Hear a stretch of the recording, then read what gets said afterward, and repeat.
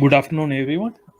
Today we will discuss about the perceptrons. We will have a brief introduction into neural networks, and we will discuss about perceptrons, the multi-layer perceptrons, and then we will see some advanced neural networks, uh, how it is functioning and all. So let us start with the multi-layer perceptron. So this is a generic architecture. The slides and all I have referred from internet. So I just placed it the slide share and some other lecture slides I have taken. It's not mine. And the This is the generic architecture of a multi-layer perceptron architecture. We have an input layer, and then we have a number of hidden layers, and then we have an output layer. So the complexity of the network depends upon the number of neuron in each layer and the number of hidden layers that is between the input and the output layer. So before coming into multi-layer perceptron, let us look into what a perceptron is. So typically it is called a Rosenblad's perceptron. So it is a minimal model how we can use a network to classify. Let us take a classification problem. So how we can use a minimal neural network model in order to classify a set of data, if we consider that problem. Now, taking the example of an OR operation, we all know what an OR operation is. The truth table is given here. The x1, x2 are the data points, and then when it is 0, 0, output is 0, 0, 1, output is 1, 1, 0, 1, and 1, 1, 1, 1. But advantage of this particular operation is that we can easily classify, because if we draw a line here, that it is we can classify between the two classes. That is the one that result in a output 0 and one that result in an output 1. So this is a linear operation. We can divide the data into two parts using a linear equation. So using this one, so we can express y is equal to a function of x, where and there are some multipliers and then there is some intercepts. And then we can use an output function, something like this, activation functions such as a tanh or sigmoid function or ReLU. So this is a typical perceptron. So we can perform the other operation and operation also we can perform using a simple perceptron. However, when you come to much more complex problems, taking the example of an XOR problem, we can see that if it is 0 0 0 0, the output is 0, 0 1, output is 1, 1 0, output is 1, and 1 1, output is 0. So now problem is that with a linear equation, with a linear line, we cannot separate these two to classes. So how do we go about this problem? So what we are required to find is uh, an output y that need to be represented as a function of inputs. So can we classify the inputs based on this function? So what should be the uh, best function that can do the task for us? So a linear function won't be doing it for us. So we need more complex networks. So how? So that is what we will be looking into. So this is the solution for a XOR problem. So we can see that. So this is a graphical representation how of the data. And now if we use two linear lines, we can separate out the data points into two classes. And this particular map can be translated into neural network use as shown here. So x1, x2 are the input, and then this is the output. Using appropriate weights and the neurons, we can classify this given data of XOR operation of x1 and x2. So now let us quickly look into some of the preliminaries of the multi-layer perceptron. So it is used to overcome the limitation of the perceptron. What is the limitation that we just saw? So for example, the XOR problem. Now we have to build a network that can solve the nonlinear problems. So this was a nonlinear problem, the XOR problem. With a linear line, we cannot exactly solve that particular classification issue. So now the basic features of multi-layer perceptron are a non-linear activation that is differentiable, and then one or more layers. So the optimum number of hidden layers need to be chosen, and the number of neurons need to be chosen. So the network contain one or more layers that are hidden from both output and input, and a network exhibits a higher degree of connectivity.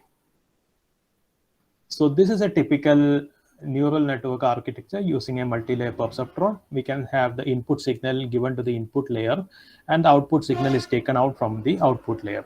In between, we have the hidden layers. So here we are representing that particular classification into using two hidden layers, the first one and the second one.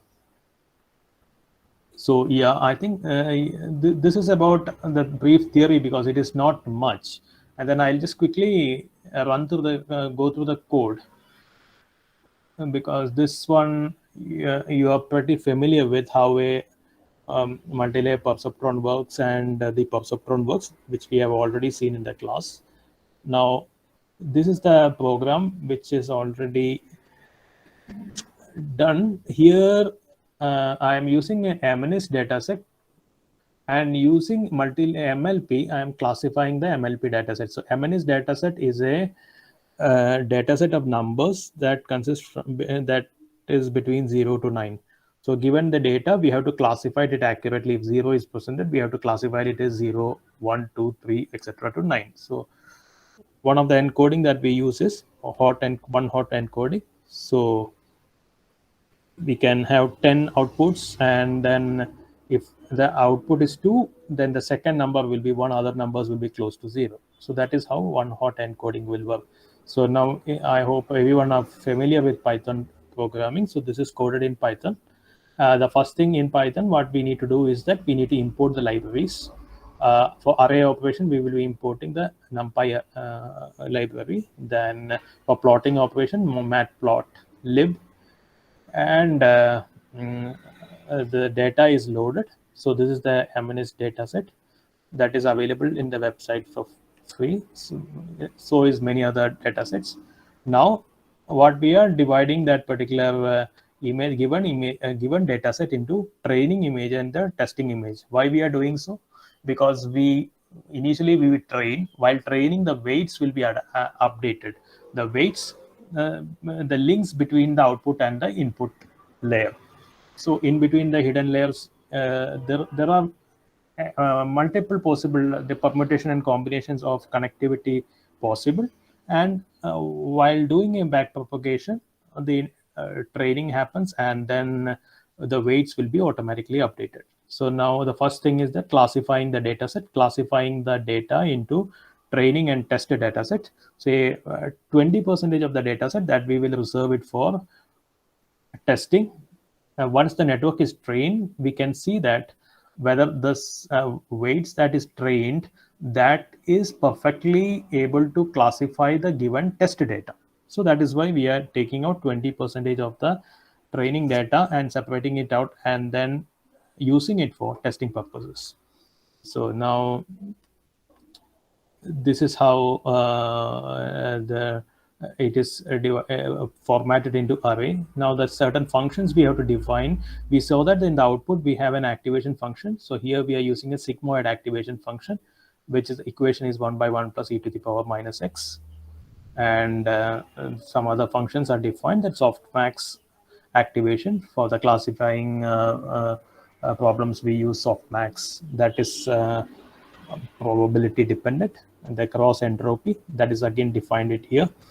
And these are the useful functions that we'll be using. Now we can how many epochs we want to train, that we can define here. Number of neurons we want, number of hidden layers we want, all these things we can define it here.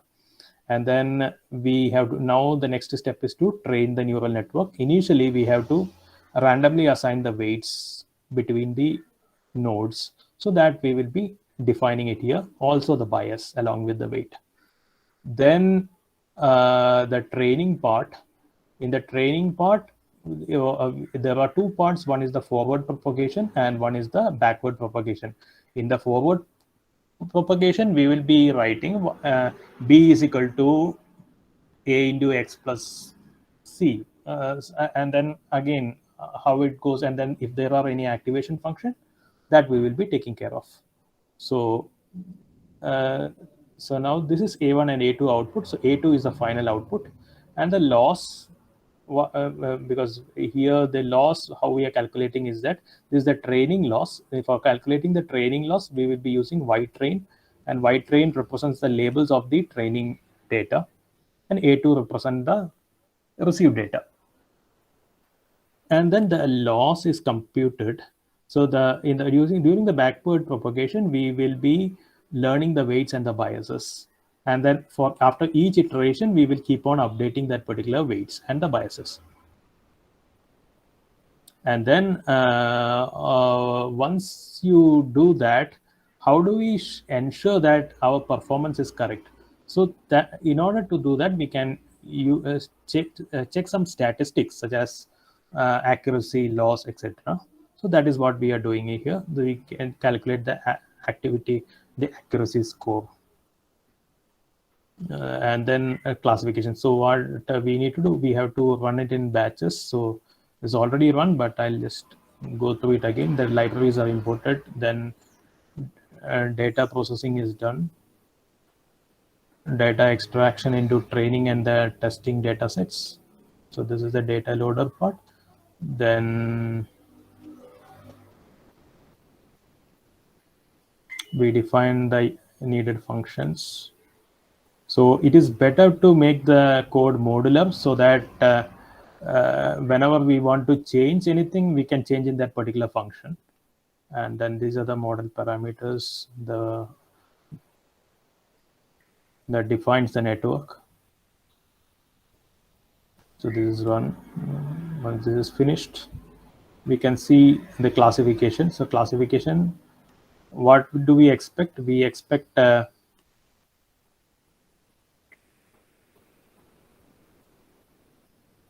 okay, it's taking time, so I'll just go to the already reproduced result. That is, so this is the A2 was the output that we observed after training. After training the weights, we passed the tested data set, and then we got an output, and then we checked the labels. So these are the label. You can see 9467. So when we passed each input, this was the label that we got in the output. And Y test, it indicates the actual label that was present. So now what is the accuracy? So it is accuracy between, is the difference between the observed label and the actual label. So you can see that the first label is predicted correctly, second label is not correct, third label is correct, fourth is correct, fifth is correct, sixth is correct. So certain labels are not correct. So that affects the accuracy score. So now the metrics, we can plot it here, the training loss and the testing loss. So here we can see the training loss and the testing loss. The accuracy, so there is a little bit, the training, blue one is the training accuracy and the orange one is the test accuracy. There is a bit of gap.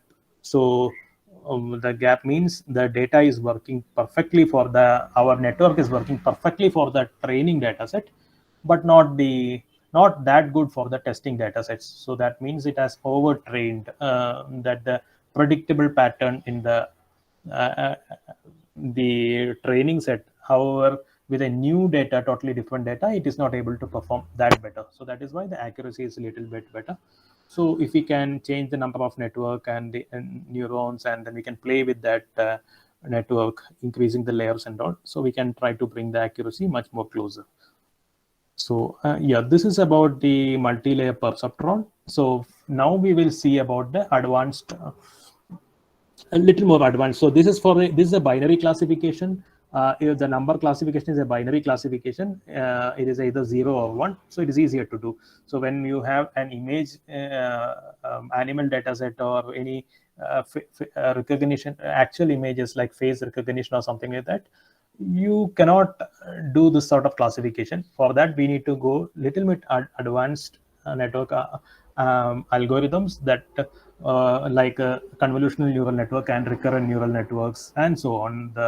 So in this class we will see the convolution neural networks, which Azra will be showing you the demo of convolutional neural networks. If any doubt, you can ask me for the multi-layer perceptron.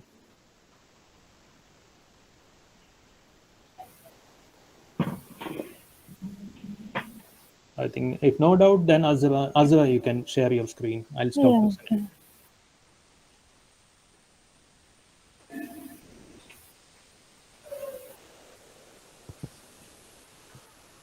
okay. I hope you can see.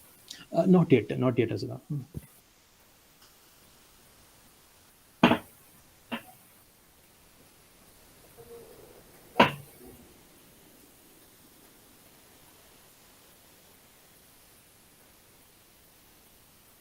Just let me know whenever you are ready. Yeah. It has not yet come. Once it comes,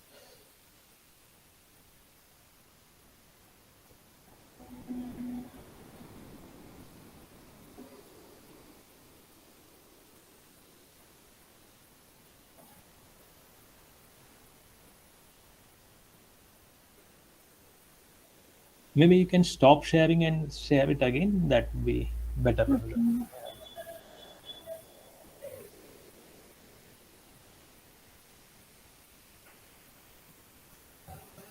Now it came. It came. Maybe this Yeah, one so you can hide this one actually. That yeah, so when it comes to more complex images, we basically use convolution neural networks.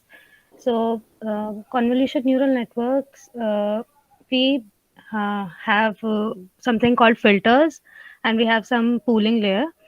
So this is like what a convolution neural network basically looks like. So it has some filters and then pooling. So for example, we are doing a classification task here also, and this is a digit. So this image goes into it, and we have n1 number of filters. Say this was a 28 cross 28 image. Yeah.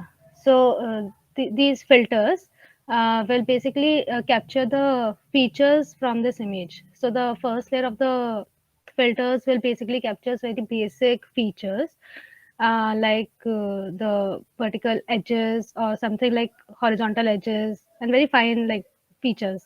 Then what we do is max pooling, and max pooling, what we do is basically dimensionality reduction. So this is the main task of max pooling, because the images are very heavily loaded. They are high, and like they take more space. So we can do the dimensionality reduction with this, ensuring that the data is not lost, like very minimal data is lost. And we have like multiple layers of doing this, and after that flattening it and doing whatever we want to do with the network. Like in this case, we are classifying it in digits like 0 to 9. Now, I'll just show you how the convolution layers work. So we have this image, and the image is nothing but the pixel values. And then we have a filter. The filter will go like this is a 3 cross 3 filter, and it will like slide through the entire image. And what it will do is it will do the dot product, and the result which we'll get is this on the right side. Now you'll see that the this thing is like kind of getting the features of this 7 number, like where it should be. It's just maximizing the pixel values here, and nothing is happening here. Now coming to pooling. Now pooling, so we are using here filter size of 2 cross 2 and stride of 2. So pooling, sorry.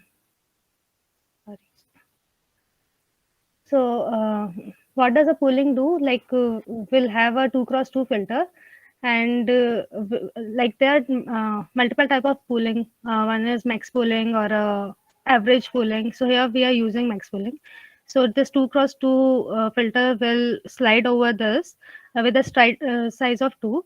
So we'll just select the maximum value of these four pixel values and just put it over here, and we'll keep on doing it. So this will actually reduce, because the filter size is 2 cross 2, it will actually reduce the, and the height is 2, so it will actually reduce it by 4 factor.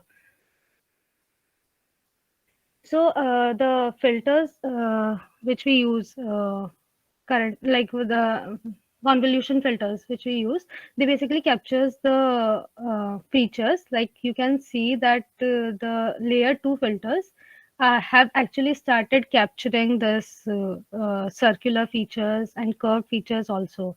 Like the first layer will capture very basic features, the lines and edges, these kind of things. The as we go deeper, it will start capturing more complex features. Like this fourth layer filters are actually capturing the face of dog, and you can see the legs here of these birds. Even here you can see like somewhat these kind of shapes you are getting here. So now I'll show you the code. Like I have written basic code of classifying digits only, and I've also written for some images. But as this I mean the digit data is not that complex. The code will run bit faster here. So first we'll load the data. So we are loading the Amnes data here. It's actually okay. I have to load it here. Then I'm dividing the train data into train as well as validation data in order to check if my network is overfitting or not, or it's properly trained. Okay. Oh, So yeah. okay, no? Hmm. I'm just loading the modules, and these are the, like you can see the example figure.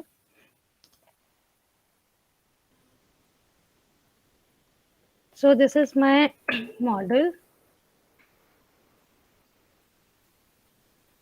So you can see like it's a 28 cross 28 image, and it's a grayscale image. So therefore the channel is 1 here.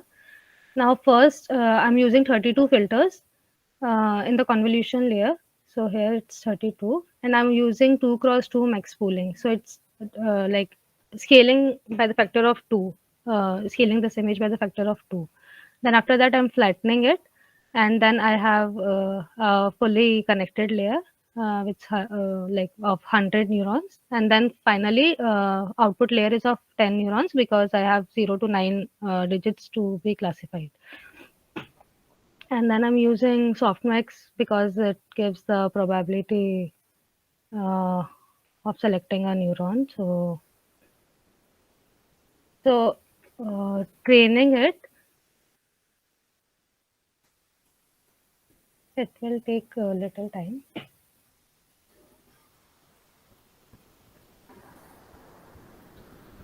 So I've actually trained it earlier also. So I'll just show you like how my training curve looked like.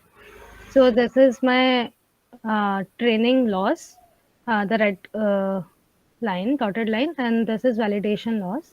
So as you can see, the gap is bit increasing in later epochs. So maybe it's kind of overtraining here. And this is my accuracy curve. So this is my training accuracy, red one, and blue one is my validation accuracy. So it's kind of doing pretty okay job because my validation accuracy is also around 95%.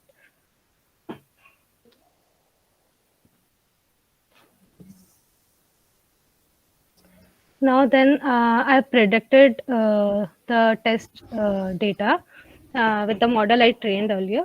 So predicting it, then I plotted the digits, the label of that digit, and whatever we are predicting. So you can see that this is 0. The label was 0. but and also like the predicted one, predicted digit is also 0.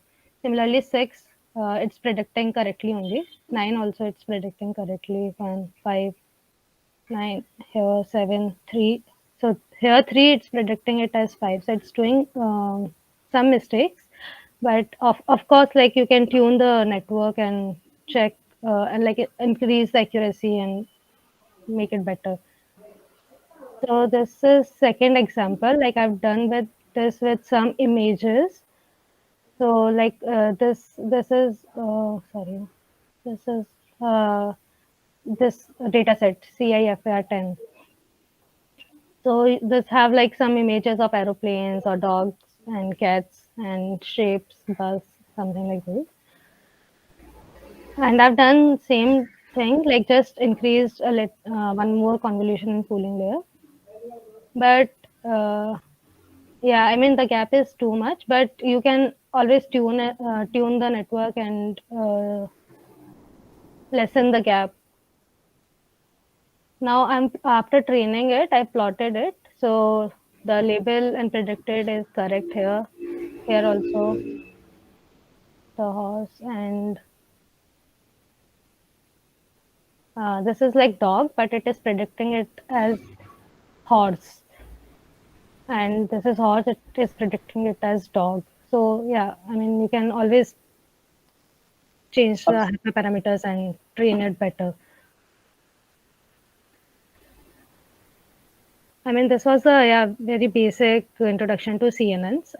I mean, most of you might have already done or coded for CNNs, but those who have not done, they can like just try and improving the accuracy using these data sets.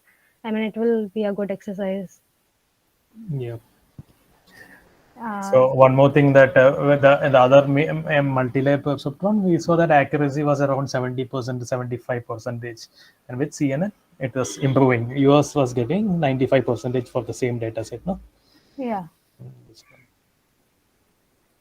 And we hope everyone is aware of this convolutional operation and all, right? So that is the one of the most basic building block of the CNNs. So hope you all are familiar with CNNs, convolutional operation and all.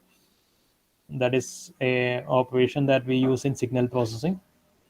It's a sliding window operation from left to right, top to bottom. That is each filter we run on that image, that is to detect different features. While selecting we will be running different filters. So one filter might select edges, one filter might capture some other features, let us Yeah, say curves, intensity. yeah, something like that. Yeah. Yeah.